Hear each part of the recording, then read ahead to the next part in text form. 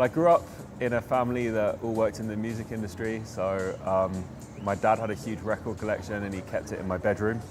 So I kind of literally grew up around records, and the first music that I got into was hip hop and pop music with like scratching and hip hop elements. So I always used to pretend to DJ, and I would do that with my parents' hi-fi, and I eventually broke the record player with that, and at that point kind of saved up and bought turntables and taught myself to DJ.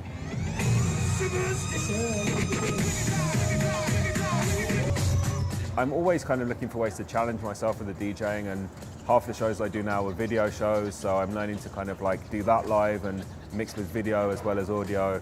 And I've done some crazy collaborations along the way with like classical music, orchestras and beatboxers, and just anything like to take the whole kind of DJ art form away from what you might normally associate it with. One of the more interesting ones I did recently was this concerto for turntables. It was written by this classical composer called Gabriel Prokofiev, who is the grandson of Prokofiev, the famous classical composer. And he scored a whole concerto for scratching. And that I kind of did because I wanted to show that the turntable is as valid a musical instrument as a piano or a flute or anything else. And so it was about taking it out of the environment of the club and showing that, you know, you can be really musical with the turntable.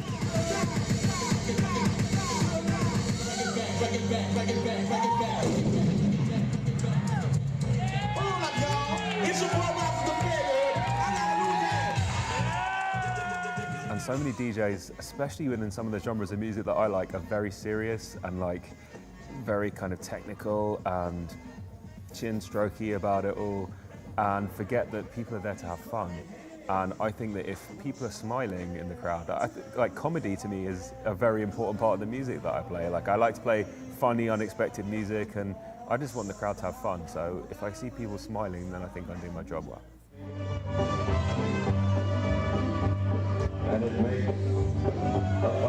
Well, before the technology existed that allowed me to scratch and mix video, I always would throw in audio samples from movies into my sets. And into my mixtapes especially. I would always put like, you know, an audio clip from Star Wars or from like a comedy film that I liked. So as soon as the technology was there that meant you can actually scratch and mix the movies themselves, it just kind of made perfect sense for me. I just jumped on it straight away. And I love those sets because it's really kind of like, it's a great opportunity to just take all of my influences, mix them all up and come up with something brand new. And to me, that's what true hip hop is. Like hip hop, especially when it started, was about not one kind of music. You would play like funk records, reggae records, country records, just anything that you like, but make something new out of it. And I hope that what I do is like informed by like true old school hip hop.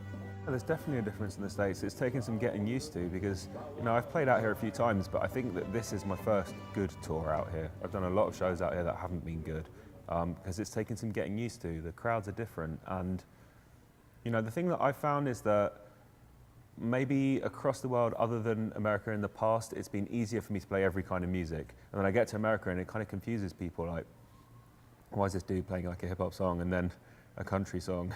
Like, I guess they're very different things in America, but I think the music scene's changing and people are becoming more used to that and more accepting of it. So maybe that's why things are looking good for me here.